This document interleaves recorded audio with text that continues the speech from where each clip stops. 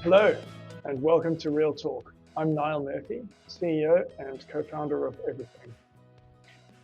This is our new series where we bring influential industry minds together to discuss important issues that are shaping the consumer goods industry. Today, we're diving into the changes we're seeing in consumer behavior in response to COVID-19. We're thrilled to have FD Wilder join us, former P&G innovation leader and a nearly 40-year veteran of the company. FD currently serves as a McKinsey Company senior advisor and an adjunct professor at Harvard Business School. We're not educating or advising on business. You'll find FD advising the 75th Regiment of the Army Rangers, and if that's not enough, he's burning off energy at his local CrossFit gym.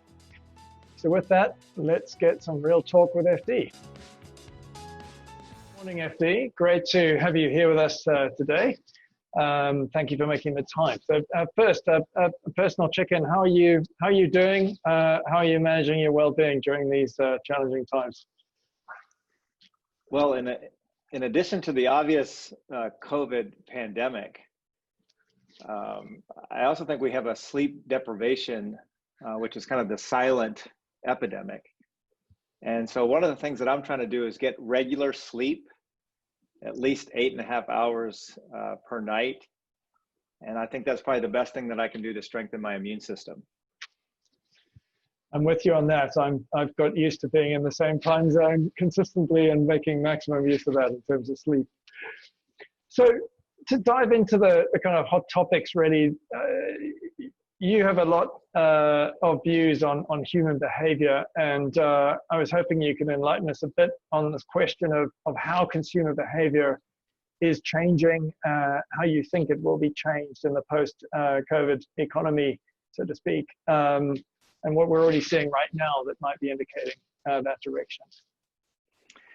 Well, there's one astonishing fact. And I'm going to show a chart from the US, and the numbers will be different around the world, but the general trend will be the same.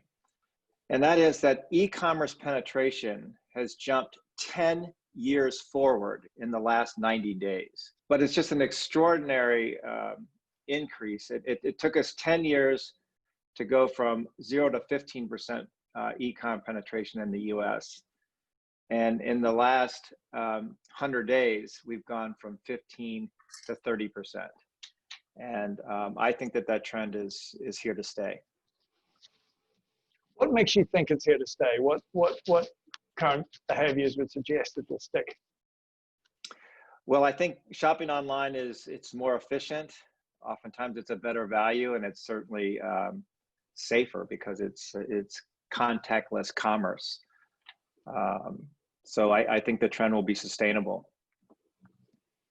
And the other thing that I see is consumers during this crisis period are defaulting to the brands that they know and trust to perform. So actually, I think it's been a tailwind for brands like Charmin and Bounty and a lot of the P&G's brands. So people are adopting a new behavior. They're applying that new behavior towards brands that they trust. That presents challenges to leadership if you have new brands that don't yet have that trust. I guess that's one challenge. But how do you see how CPG leaders should be responding to address those particular changes in consumer behavior? Well, I think the recovery, if we kind of look forward now, will be digital. And what I see is brand leaders are definitely pivoting to digital. And if we look more broadly, let's call it 5 years out, I think brand leaders must consider the impact of 5 structural technology changes, which in my mind are the Internet of Things, or IoT as it's called, blockchain, 5G or edge computing, artificial intelligence, and AR, VR, or what some people call XR, which is kind of the blended reality. And so I think these technologies present very exciting opportunities for brand owners. And so in that sense, they're kind of a tailwind. I think the big headwind is the decline of the center store. So I think as more people automate their purchase of routine items like Charmin and Bounty and Gillette, there'll no longer be a need to go into a physical store to buy those items. And so I get from that standpoint for brands, the decline of this center store is an existential threat. So from an incumbent perspective, the decline of the central store is an existential threat. If you're a challenger, you're an emerging brand, to break into this environment, you're saying that getting behind these emerging technologies and that digitization wave that's the competitive landscape, if I'm understanding what you're saying, and learning how to ride that bicycle faster than the incumbents might be able to adapt their current behaviors would be the means of winning over the consumer. That's exactly right. And I think, you know, with all the change that's occurring, Niall, there are some things that that I don't see changing, and you might call them enduring truths. I think any brand, whether they be a macro brand or a legacy brand, as you call them, or a micro brand or a digitally native brand, that is solving one or more of three consumer pain points is probably in a good place. Kind of a synthesis of those pain points would be brands that solve the issue around value and convenience, brands that are transparent and authentic, I think will be winners, and brands that offer personalized experiences and solutions. So I think from a strategic point of view, if you're in one or more of those three spaces, you're going to be in pretty good shape. So lastly, when we look at the immediate term, we've got the 2020 holiday season, you know, coming up here, and what do you think that's going to look like for the consumer goods industry? There's a completely different pattern to the way we're all experiencing the summer here in the Northern Hemisphere, at least. Honestly, I have no idea what the holiday season is going to look like. But stepping back, I think now is the time to make big moves.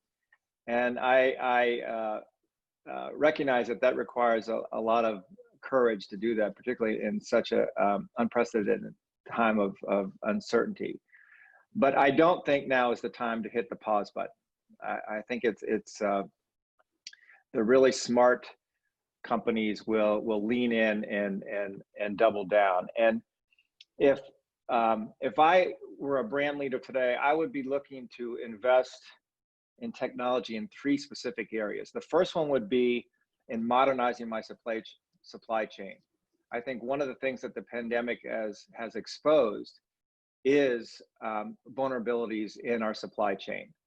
And supply chains have been optimized over the years for efficiency. It's now clear that we should have built-in resiliency as well. And so anything that we can do to get end-to-end visibility in the supply chain and ensure authenticity of our brands, I think would be an area to invest in.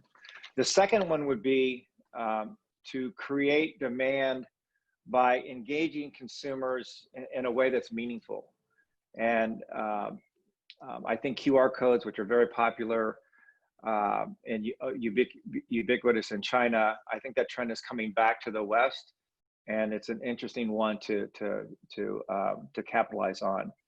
And the third one is leveraging first, second, and third-party data for actionable insights and as a way to create proprietary advantage.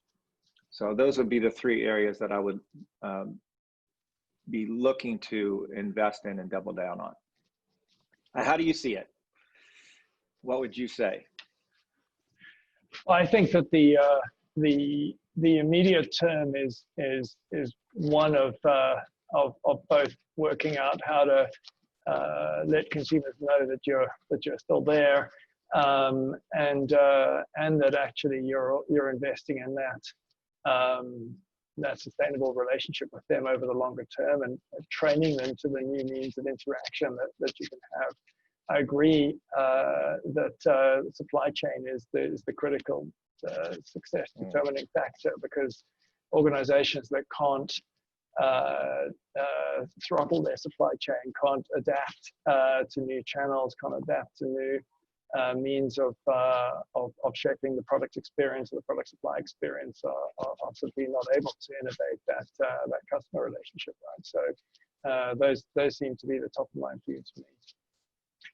So I want to thank you for joining us here on Real Talk today, and to the audience, we'd love to hear from you. So reach out to us directly and realtalk@evrythng.com, and forward your questions.